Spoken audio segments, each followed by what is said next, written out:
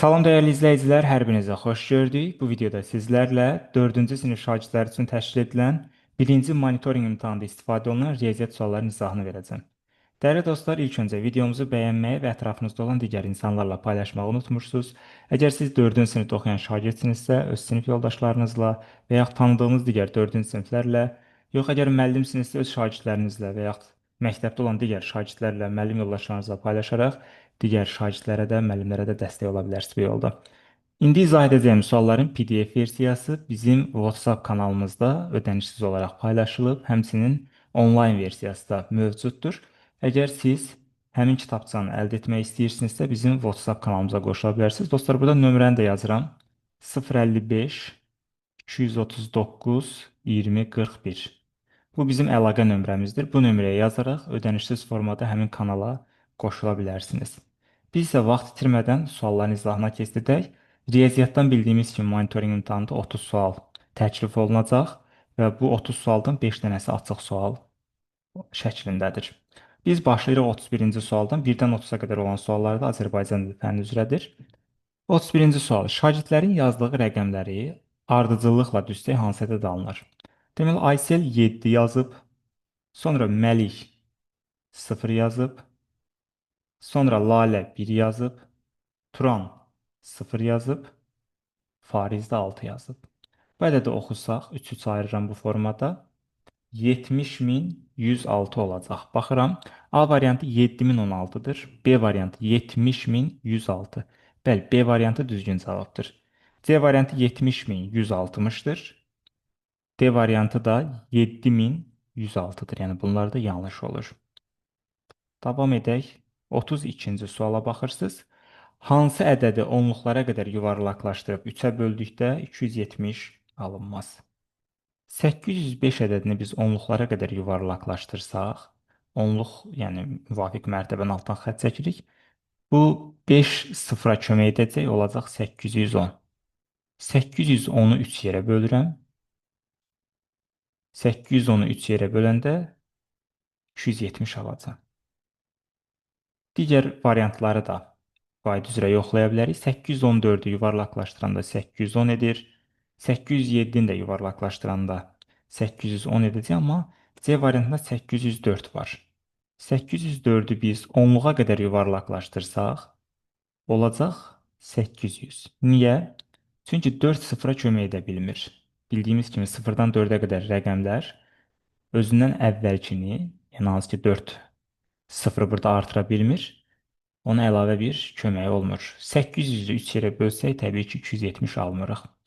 32-ci sual doğru cavab, buna görə C variantı olur.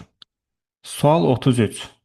Aşağıdakı müqayisəyə əsasən A-nın ala biləcəyi rəqəmlərin cəmini tapın. Ekranı biraz yaxınlaşdıra bilərəm sizin üçün. Belə də yaxşıdır məncə. Deməli dostlar, 25240-dan böyük olmalıdır. A-nın yerinə elə rəqəm yazmalıyıq ki, 25240-dan böyük olsun. Ən az 5 yaza bilərəm. Niyə? Əgər bura 5 yazsam, olacaq bu 25250. 25250 25240-dan çoxdur. Deməli, A-nın ala biləcəyi ilk qiymət 5 ola bilər. Eyni qayda üzrə 6 da ola bilər, 7 də ola bilər, 8 də ola bilər, 9 da ola bilər. Yəni rəqəmlər 9-da artıq yekunlaşır. Bunların cəmini soruşur bizdən. Toplaya bilərsiniz hamısını və yaxud ortadakı ədədi sayına, yəni 5 dənə ədəd varsa 7-ni 5-ə vurub 35-i belə qısa yolla da tapa bilərsiniz. Amma ən yaxşısı elə toplayın, problem deyil, 5 dənə rəqəmdir. 35 cavabını belə də ala bilərik. Növbəti 34-cü suala baxırıq. Uyğunlaşdırma tipli sualdır. Deyir, aşağıda solda sözlə yazılmış ədədləri sağdakı rəqəmlə yazılmış ədədlərlə uyğunlaşdırın. Birinci, 82405. 82405 E variantına uyğun gəlir. Deməli, 1E olacaq. İkinci, 38526. 38526 bu B-yə uyğun gəlir. 38526, bəli. Sonra üçüncü, 840200. 840200 bu da A-ya uyğun gələcək. Deməli, 1E baxırıq, 1E, sonra 2B, 3A. Burada 2C yazıb. Yəni bu yanlışdır. Ona görə doğru cavabımız B variantı olacaq. 35-ci suala baxırıq. ABCD-nin sahəsi 40. AB 8, BD 3 olarsa BCDE-nin sahəsini tapın. Dəyərli 4-cü sinif şagirdləri, bildiyimiz kimi düzbucaqlının sahəsini tapmaq üçün eni uzunluğa vurmaq lazımdır. Bunun sahəsi, yəni ABCD-nin sahəsi 40-dır və biz bunun uzunluğunu görürük. Bəs bura neçədir? 8-i nəyə vursam 40 edər? Vurma cədvəlini xatırlayıram. Təbii ki 5-dir. Yəni 8, 5-im 40 edər. Bura 5-dirsə AD məsafəsi deməli burada 5 olacaq. İndi bizdən də nəyi soruşur? BCDE. Buranı rəngləyirəm sizin üçün. Bax bu hissəni bizdən soruşur. X deyək. BCDE özü özlüyündə deməli nədir? Bir düzbucaqlıdır. Bunu da sahəsini tapmaq üçün enin uzunluğa vuracam. Yəni 5-i vuracam 3-ə, olacaq 15. 35-ci sual. Doğru cavabımız A variantına uyğun gələcək. Sual 36. 32.000, daha doğrusu 632.014 ədədində mərtəbə vahidi ən kiçik olan rəqəm hansıdır? Dəyərli dostlar, mərtəbə vahidinin nə olduğunu xatırlayaq. Mərtəbə vahidi rəqəmin asılı deyil. Məsələn, 4-ün mərtəbə vahidi 1-dir. Çünki təkliklər mərtəbəsidir. 1-in mərtəbə vahidi 10-dur, 0-da 100-dür, 2-də 1000-dir, 3-də 10.000-dir, 6-da 100.000-dir. Çünki 100 minliklər mərtəbəsinə düşür. Mərtəbə vahidi ən kiçik olan rəqəm hansıdır? Təkliklər mərtəbəsi, yəni 4. Diqqətli olursunuz, mərtəbə vahidini mərtəbə qiyməti ilə qarışdırmaq olmaz. Sual 37. Cədvəldə ölkələr və onların ərazisi verilib. Buna əsasən ölkələri ərazisinə görə böyükdən kiçiyə doğru sıralayın. Ən böyük hansıdır? Baxırıq. Yəni ədədlər 5 rəqəmli ədədlərdir. Ən böyük 89.000 var. Deməli birinci İordaniya olacaq. Bu variantlar sıradan çıxır. Birinci İordaniya. İkinci 89.000-dən sonra 88.000 var. Serbiya. Deməli B variantı doğru cavabdır, amma yoxlayıram yenə də hər ehtimala qarşı. Üçüncü yerdə Avstriya gəlir. 83.878. Sonra Birləşmiş Ərəb Əmirlikləri 83.600. Ən kiçik də Çexiya olacaq. 78.871. Bəli, B variantı bu şərti tamamilə ödədi. Düzgün cavab B variantı olur. Sual 38. Hansı ədəd heç bir mərtəbə vahidinə yuvarlaqlaşdırılan zaman artmaz? Dostlar, burada elə bir ədəd olmalıdır ki, daha doğrusu rəqəmlər olmalıdır ki, 0, 1, 2, 3, 4 şəklində olsun əsasən. Çünki bu rəqəmlərdə bildiyimiz kimi artma olmur yuvarlaqlaşdırma zamanı. Məsələn, nümunələr verim sizə. A variantında biz bunu şərt olaraq deyirəm, minliyə qədər yuvarlaqlaşdırsaq və yaxud 10 minliyə qədər yuvarlaqlaşdırsaq, sağındakı rəqəm ədədi artıracaq. Digərlərində, məsələn, burada 10 minliyə qədər yuvarlaqlaşdıranda 7 bunu artıracaq, yəni 40 min edəcək və s. Düzgün cavabımız D variantı olacaq. Yəni, bax, bu ədədə hansı mərtəbəyə qədər yuvarlaqlaşdırın, bir-biri 10-luq, 100-lük, minlik, 10 minlik. Görəcəksiniz ki, artım yoxdur. C variantında da 100-lüyə qədər yuvarlaqlaşdıranda 5 4-ə kömək edir, yəni 34.500 olacaq. Ona görə bunda da artım olur. Yəni, artım olmayan yeganə ədəd 10.234 ədədi olur. Sual 39. Belə bir ədəd verilir. Ədədi 4 milyon 700 min 865'dir. İndi 3'ü sayırsaq. Aha. 4 milyon 700 min. 700 mindirsə dostlar, deməli bunun qiyməti 7-dir. Bura 700 mindir. Sonra 865. Bu da 6-dır. Bu formada yaza bilərəm. Deməli kvadratın qiyməti 6-dır. Üçbucağın qiyməti 0-dır.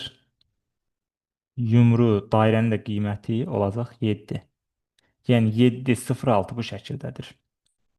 Bizə də bunun cəmi lazımdır. 7-nin üstə 0 gələndə 7 edər, üstə də 6 gələndə 13 olacaq. Düzgün cavab C variantıdır. 40-cı sual. Ambarda 2400 kiloqram məhsul var idi. Məhsulun 8-də 3 hissəsi daşındı. Sonra isə ambara 450 kiloqram məhsul gətirildi. Ambarda nə qədər məhsul oldu? Dostlar, bunu şəkil vasitəsilə də təsvir edib göstərə bilərəm sizə. Yəni hər bir şagird detallı formada anlasın deyə.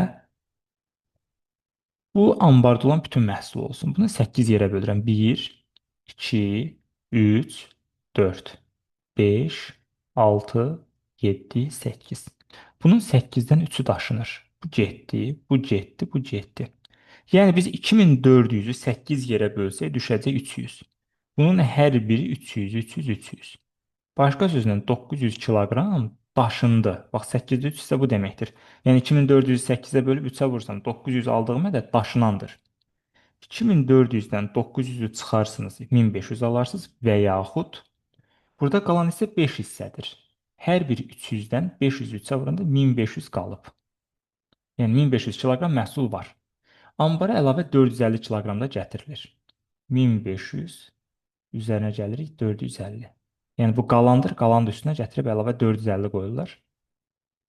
Olacaq 1950 kiloqram. Düzgün cavab A variantı. 41-ci suala baxırıq. Aşağıdakı ədədlərlə işarələnmiş rəqəmlərin mərtəbə qiymətlərinin cəmini tapın. Mərtəbə qiymətini xatırlayaq dostlar. 8-in məsələn mərtəbə qiyməti necə tapılacaq? 8-i vurmaq lazımdır müvafiq mərtəbə vahidinə. 10 minlikdə yerləşirsə 8-i vuracaqsınız 10 minə. Bu bərabərdir 80 minə. Sonra məsələn 4. 4 onluqlarda yerləşir. 4-ü vuracam 10-a. Olacaq 40. Və nəhayət digəri 9. Bunu da burada yazaq. Minliklərdə yerləşir. 9-u vurdum 1000-ə. Oldu 9000. Bunun hamısını cəmləsək, 80 min üstə 9000 gələndə 89 min, üstə də bir 40 gələndə olur 89.040. Düzgün cavabımız B variantına uyğun gəlir. 42-ci suala baxırıq. Aşağıda mərtəbə cədvəli ilə təsvir olunmuş ədədi yüzlüklərə qədər yuvarlaqlaşdırıb, daha sonra onu açıq şəkildə yazın. Gəlin əvvəlcə görək bu hansı ədəddir? 100 minlikdə 4, sonra 10 minlikdə 8, minliyi 0-dır. Bax, heç nə yoxdursa yerinə 0 yazırıq. Sonra yüzlükdə 5, onluqda 7, təkli 2. Yəni ədəd 480.572-dir. Deyir, bunu yüzlüklərə qədər yuvarlaqlaşdır. Diqqətli olursunuz, yuvarlaqlaşdırmaq lazımdır ilk növbədə. Yüzlüyə qədər yuvarlaqlaşdırmaq, yüzlük bura altdan xətt çəkirəm. 7 5-ə kömək edəcək, olacaq yəni 480.000. 7 5-i bir vahid artıracaq, olacaq 600. Yəni biz 480.600 ədədini açıq şəkildə yazmalıyıq. Bu da necə olacaq? 4-ü 100 minə vuranda 400 min, 8-i 10 minə vuranda 80 min, 6-nı 100-ə vuranda 600. Bu sualı təəssüf ki, çox şagird səhv yazmışdı. 480.572 şəklində yazaraq A variantını seçmişdilər. Amma şərtdə deyir yuvarlaqlaşdır, sonra açıq şəkildə yaz. Biraz diqqətli oluruq belə suallarda. Yəni A variantı sadəcə ədədin özünün açıq şəkildə yazılışıdır. Bizə isə yuvarlaqlaşdırdıqdan sonra yazılacaq ədəd lazımdır. 43-cü sual. Kino aşağıda göstərilən vaxtda başlayıb 2 saat 10 dəqiqə davam etdi. Dostlar, buradakı saat neçədir? Saat 5-in yarısıdır. Yəni 16:30-dur. 2 saat 10 dəqiqə bunun üzərinə gəlmək lazımdır. 30-un üstə 10 gələndə 40 edəcək. 16-nın üstə 2 gələndə 18 edəcək. 18:40-da kino bitəcək. Düzgün cavab B variantı. Sual 44. Satıcı aşağıdakı məhsulların satışından 188 manat gəlir əldə etdi. Papağın bir ədədi 16 manat olarsa, ayaqqabının bir cütünün qiymətini tapın. Papaq neçə dənədir? 3 dənə. 1, 2, 3. 16-nı 3-ə vuracam. Papaqların gəliri oldu 48 manat. Cəmi 188 manat bu adam gəlir əldə edib. 188-dən çıxıram 48-i. 0, 4, 1. Yəni 140 manat ayaqqabılardan gələn gəliri var. Və 4 cütdür. 140-ı da 4 yerə bölsəm düşəcək 35. Düzgün cavabımız D variantına uyğun gəlir. Sual 45. 6897 ədədində mərtəbə qiyməti ən böyük olan rəqəmi müəyyən edin. Hər bir rəqəmin mərtəbə qiymətini müəyyən etməlisiniz. 7-nin mərtəbə qiyməti 7-ni 1-ə vuranda 7. 9-un mərtəbə qiyməti 9-u 10-a vururam 90. 8-in mərtəbə qiyməti 8-i 100-ə vuranda 800. 6-nın mərtəbə qiyməti 6-nı 1000-ə vururam, yuxarıdan yazacağam 6000 olacaq. Mərtəbə qiyməti ən böyük olan rəqəm 6-dır. Yəni Onun mərtəbə qiyməti hansı ki 6000 oldu. Sual 46-ya baxırıq. Aşağıdakı ardıcıllıqda qanuna uyğunluğu müəyyən edin və növbəti ədədləri tapın. 25000, 24700, 24400, 24100. Bəli, diqqətlə baxsaq, qanuna uyğunluq nədir? 300, 300 azalır. İndi 24100-dən 300 çıxsam qalacaq 23800. Bundan da bir 300 çıxsam 23500. B variantı düzgün cavab olur. Növbəti 47-ci suala baxırıq. Hansı bərabərlik doğru deyil? 50258-dir. 5 10 minlik var. Doğrudur. Sonra 2 yüzlük var. Doğrudur. 5 onluq 8 təklik. Bəli, bu bərabərlik tam doğrudur. B variantı 420704. 4 100 minlik, 2 10 minlik, 7 onluq, 4 təklik. Bu yanlışdır dostlar. Niyə? 7 dənə burada yüzlük var. Elə doğru olmayan B variantı olacaq. C variantı 100 min 40-da bir dənə 100 minlik, 4 dənə də onluq var. Doğrudur. D variantı 25488, 25 minlik, 4 yüzlük, 8 onluq, 8 təklik. Bu da doğru olur. Sual 48-ə baxırıq. Tam şəkildə göstərim. Aha, nə deyir burada? Abaqda ədədləri təsvir edərkən hər mərtəbədə şəkildə göstərildiyi kimi müxtəlif rəngli kürəciklərdən istifadə olunur. Bu abaqda 738146. Deməli 738000 baxıram 738146. 146 ədədini göstərərkən istifadə olunan kürəciklərdən hansı rənglər müvafiq olaraq ən çox və ən az sayda olacaq? Dostlar, ən çox olan gördüyümüz kimi 8-dir. Yəni yaşıl rəngdə olacaq. Ən az da birdən olan yüzlükdür. Bu da sarı rəngdədir. Deməli, yaşıl və sarı düzgün cavabımız B variantına uyğun gələcək. 49-cu suala baxırıq. Aha, bu sualda nə deyir? Soldakı cədvəldə ölkələr əhalisinin sayına görə böyükdən kiçiyə doğru sıralanıb. Sağdakı cədvəldə isə bu ölkələrin əhalisi qarışıq formada verilib. Cədvələ əsasən yanlış fikri seçin. Dostlar, gəlin baxaq əvvəlcə. Estoniya deməli birinci yerdədirsə, Estoniya uyğun gələcək bura. Yəni D. İkinci yerdə Fidzidir. Deməli Fidinin əhalisi uyğun gələcək C-yə, çünki ikinci böyük ədədidir. Salomon adaları olacaq 838 min, yəni A-ya uyğun gələcək. Qayanada olacaq B. Əla, artıq hamısı bəllidir. Yəni böyükdən kiçiyə doğru ölçü adlardır. Ədədlər qarışıq idi, onu biz düzəltdik. A variantı. Fizinin əhalisini göstərən ədəd sağdakı sütunda C bəndində verilib. Fizi bəli C bəndidir. Bu doğrudur. B variantı. Estoniyanın əhalisini göstərən ədəddə 3 sinif 7 mərtəbə var. 1, 2, 3 dənə sinif var. 7 dənə mərtəbəyə. Bəli, 7 rəqəm varsa 7 mərtəbə var. Deməli bu da doğrudur. C variantı. Qayananın əhalisini göstərən ədəddə onluqlar mərtəbəsində 8 vahid var. Qayananın əhalisi budur. B variantı. Onluqlar mərtəbəsində baxıram 8 vahid var. Bəli, bu da doğrudur. Deməli C variantı da sıxıntısıdır. Deməli qalır D variantı. Salomon adalarının əhalisini göstərən ədəddə 5 rəqəminin mərtəbə qiyməti 5000-dir. Salomon adaları hardadır?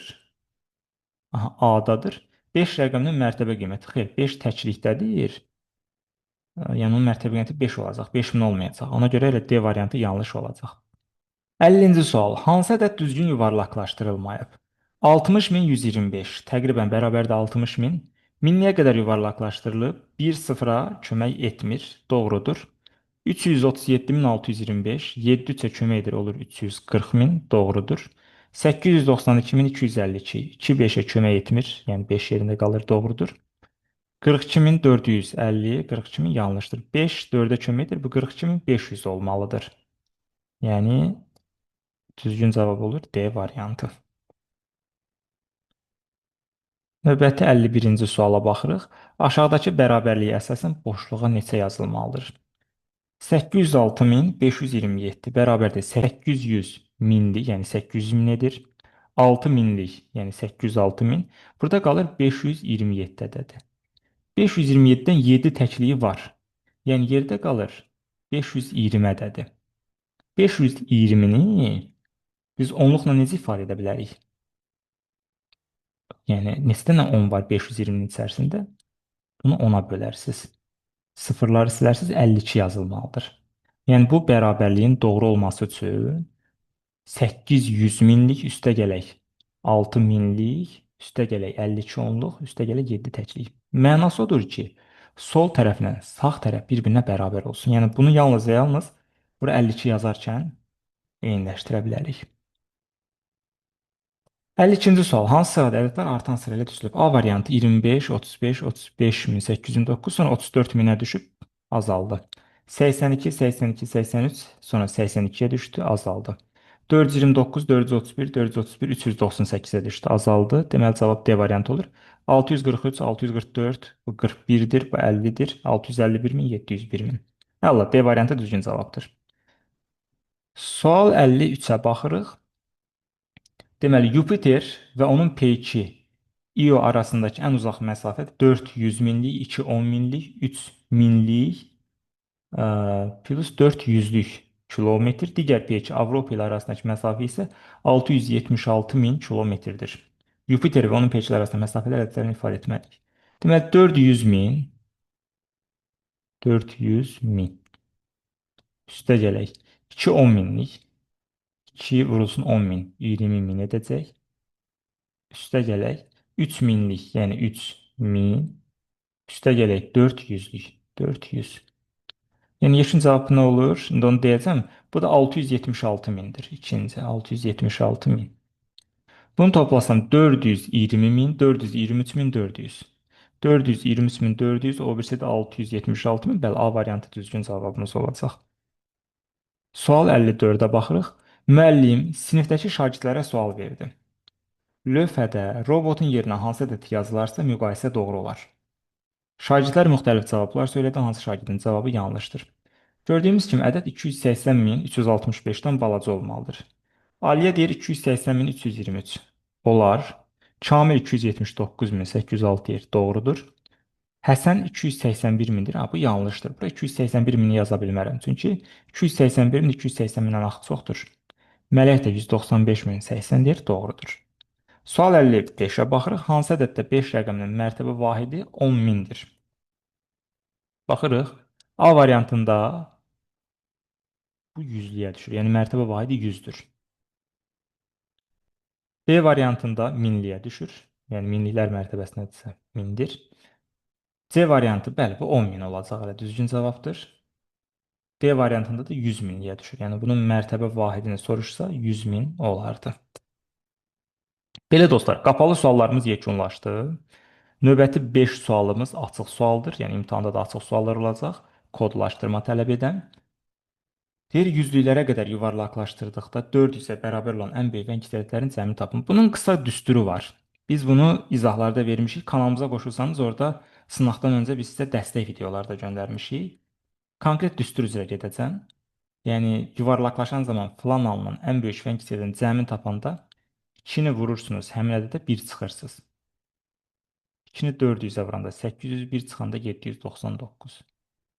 İstəsəniz o ədədləri tapa da bilərik. Yuvarlaqlaşan zaman 400-ə bərabər olan ən böyük ədəd üzərinə 49 gəlirəm, 449. Üstə gələk, ən kiçiyi də tapanda 50 çıxırsınız, 350-dir. Bunu da doğrudan cəmləsəniz həmin 799 alacaqsınız. Sual 57. Onluqlara qədər yuvarlaqlaşdırdıqda 80-ə bərabər olan ən böyük və ən kiçik ədədin fərqini tapın. Fərq tapanda sıfırların sayı qədər 9 yazmaq lazım. Bunun cavabı 9-dur. Maraq üçün həmin ədədləri müəyyən etmək istəsək, ən böyüyümüz olacaq 84, ən kiçiyi də 75. Yəni bu şərti ödəyən fərqi yenə də 9 edir. Sual 58. 2.425.029 ədədində siniflərin sayı ilə mərtəbələrin sayının hasilini tapın. Neçə sinif var? 1, 2, 3 dənə sinif var. Vurulsun. Mərtəbə də rəqəmlərin sayı qədərdir. 7 dənə rəqəm var. 3-ü 7-yə vuranda olur 21. Yəni sualın cavabı oldu 21. Sual 59. Sağdakı rəqəmlərdən yaranan rəqəmləri fərqli ən böyük 3 rəqəmli ədəd ilə rəqəmlər fərqli ən kiçik 3 rəqəmli ədədin cəmini hesablayın. Yəni bu rəqəmlərdən düzələn rəqəmləri fərqli ən böyük 3 rəqəmli ədəd düzəltsəm olacaq 540 5 4 0. Kiçiyin yaradanda sıfırdan ədəd başlamaz. Deməli 4 sonra 0 bir də 5 yazacağam. Bunları da cəmləsək deməli bura oldu 5, bura oldu 4, bu da oldu 9. Yəni 945 ən böyük 540 oldu, ən kiçik 405 oldu. Bunda cəmi 945 olacaq. Və nəhayət sınaq üzrə 60-cı suala baxırıq. Maraqlı sualdır. Soldakı şkalada dron və təyyarənin maksimum qalxa biləcəyi hündürlük göstərilib. Sağda hündürlüyü verilmiş dağ zirvələrinin neçəsinin üzərindən dron keçə bilər, amma təyyarə keçə bilməz. Təyyarə 7950 metrə qədər qalxa bilir. Dron 8625-ə qədər. Yəni drondan aşağı olsun, amma təyyarədən çox olsun. Everest zirvəsi 8848. O buradadır. Buna dron çata bilmir. Yəni bu getdi. Aconcagua zirvəsi 6960. Bundan həm təyyarə keçəcək, həm dron keçəcək. Bu da olmayacaq. Manaslu 8163. Düşür buralığa təxminən. Bəli, bunun üzərinə dron qalxır, amma təyyarə qalxa bilmir. Bu bizim şərtimizi ödədi. Plus qoyuram. Çogori zirvəsi 8611. Təxminən düşəcək buralığa 8625-dən azdır. Deməli bu dron üçün əlverişli, amma təyyarə üçün əlverişli deyil. Plus oldu. Lhotse 8516. Bəli, bu da bu şərti ödəyəcək. Burada bir plus qoyuram. Xan Tengri 7010. O buradadır. Həm ondan təyyarə, həm də dron keçə bilər. Bu şərtimizi ödəmir. Yəni bizim şərtimizə tabe olan biri oldu Manaslu zirvəsi, Çogori zirvəsi və Lhotse. Düzgün cavab olacaq 3. Belə dostlar, bununla da izahımız yekunlaşdı. Burada bir elanlarımız da var. Təbii ki, ibtidai sinif müəllimləri və yaxud məktəb direktorları bizdən bu kitabçaları əldə edə bilərlər. Bunların ödənişli versiyaları da olacaq il ərzində. Şagirdlərini monitorinq imtahanına daha effektiv formada hazırlaşmalarında yardımcı ola bilərlər. Bizim əlavə olaraq vəsaitlərimiz də var. 4-cü sinif monitorinqlər üzrə 3 hissəli test toplularımız var. Siz də bu test toplularını əldə edərək monitorinq imtahanlarına effektiv formada hazırlaşa bilərsiniz. Detallı məlumat üçün nömrəmizi yazdıq. 055 239 20 41 nömrəsinə yazaraq burada aşağı hissədə görəcəksiniz. Deməli, detallı məlumatlar əldə edə bilərsiniz. Əlavə olaraq dostlar, bu bizim WhatsApp kanalıdır. Yəni bax bu kanalı izləyə bilərsiniz. Instagram, Telegram, YouTube kanallarımızda mövcuddur. Videonu izlədiyiniz üçün hər birinizə təşəkkür edirəm. Sağ olun, bir sonraki sahlarda görüşərik. Hələlik.